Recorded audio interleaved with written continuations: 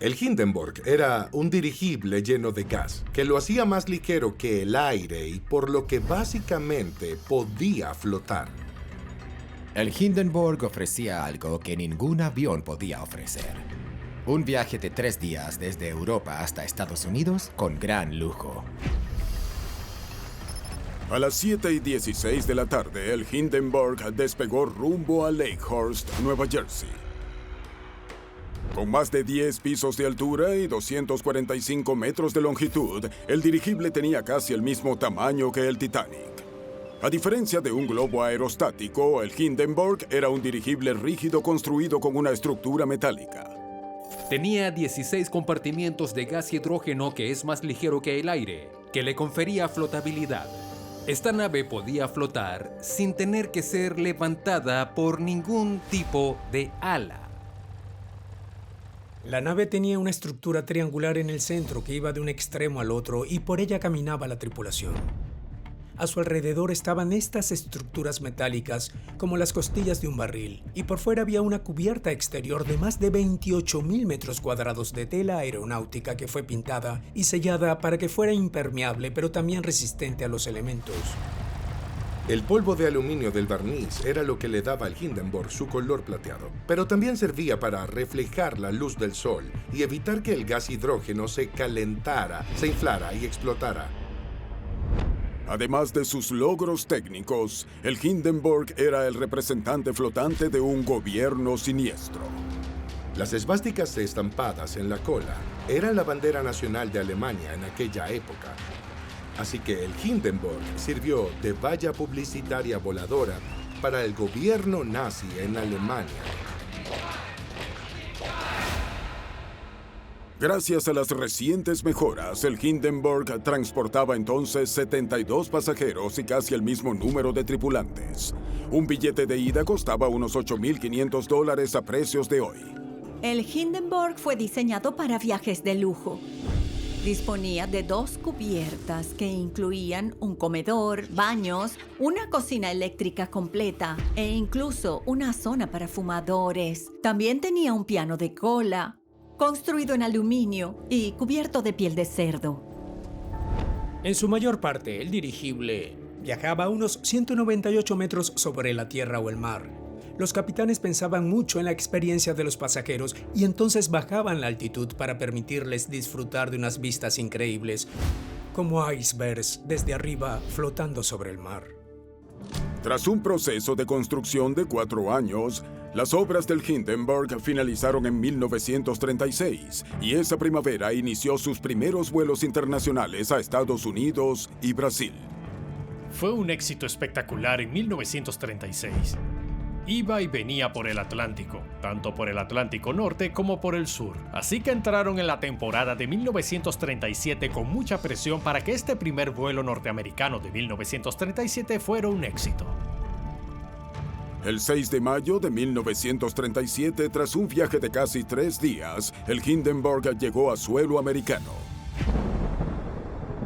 Mientras la aeronave se dirigía a su destino, en Lakehurst, Nueva Jersey, se avecinaban tormentas, por lo que no pudo aterrizar como estaba previsto. Pasó horas esperando a que se despejaran las tormentas. Había equipos de filmación y de radio, esperando para ser testigos de este increíble espectáculo. Lo que tenía que hacer la aeronave era acercarse a una estructura conocida como mástil de amarre y una vez allí, soltar las cuerdas de aterrizaje.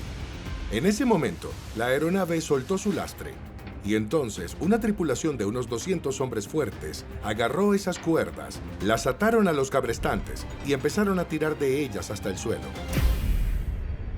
Y entonces a las 7:25 ocurrió el desastre.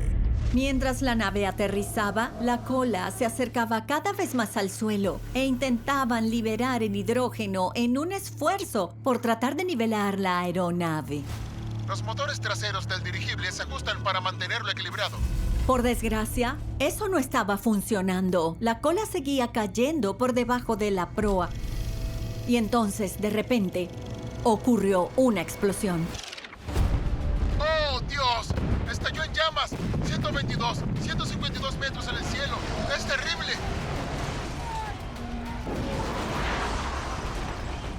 Esta es la peor de las peores catástrofes del mundo. ¡Mira el humo y las llamas!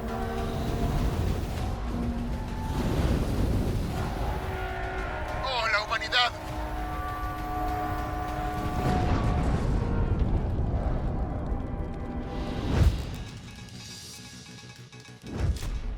De las 97 personas que iban a bordo del Hindenburg, 13 pasajeros, 22 tripulantes y un miembro del personal de tierra murieron en este suceso.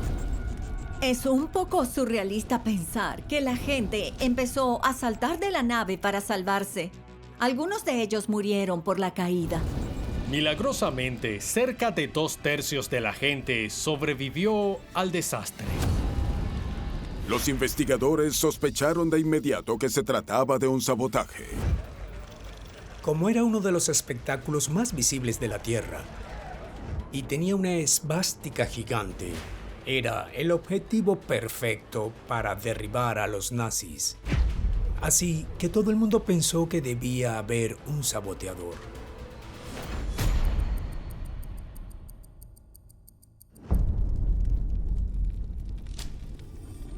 Como el Hindenburg se utilizaba como instrumento de propaganda nazi, era un objetivo natural para los activistas antinazis.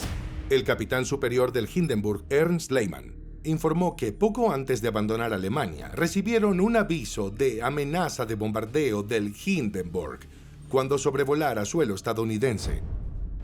Hugo Egnar era el jefe de la empresa que construyó el dirigible. Y poco después dijo que recibió amenazas directas de que el dirigible no debía volar a Lakehurst, Nueva Jersey, porque algo malo iba a pasar allí. Ante esta advertencia, la seguridad alemana fue estricta antes de despegar. Registraron las cartas, el equipaje y no encontraron nada. Pero eso fue en los primeros días de la seguridad. Y algo pudo haberse escapado. Charles Rosendahl, comandante de la estación aérea de Lakehurst, sugirió al FBI que investigara a un pasajero que tenía un perro en la bodega de carga cerca de la celda 6 y que lo visitaba sin compañía de ningún miembro de la tripulación de la nave. El hombre del perro fue identificado como el pasajero Joseph Spa. Joseph Spa nació en Alemania y emigró a Estados Unidos cuando era niño. Era un artista de la tradición de la comedia del vodevil. Hacía monólogos, equilibrista, acróbata, contorsionista. Y estaba de gira en Alemania y luego volvía a casa en el Hindenburg.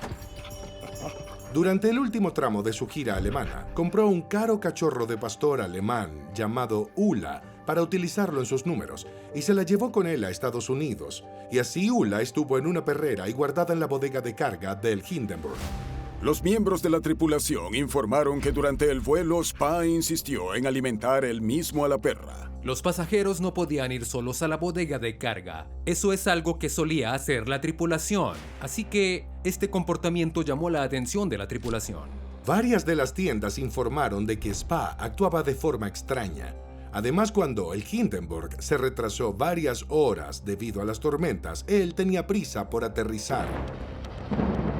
Se estaba impacientando porque la nave no iba a aterrizar a tiempo. Y si la teoría de la bomba con un temporizador fuera real, entonces su comportamiento era totalmente lógico. A medida que descubrían más cosas sobre el pasado de Spa, sus sospechas se hacían más profundas. Adicionalmente, luego de visitar el interior del casco del navío sin compañía, Joseph Spa era acróbata profesional. En resumen, podía escalar las estructuras del dirigible. Entonces, debido a sus habilidades acrobáticas, podía salir de ahí y ya no estar en donde se suponía que debía estar. Para ir a la cola de la aeronave, subir una escalera hasta la parte superior y colocar una bomba en algún lugar del fuselaje, entre 2 bolsas de hidrógeno para así incendiar la aeronave. Así podría derribar la aeronave.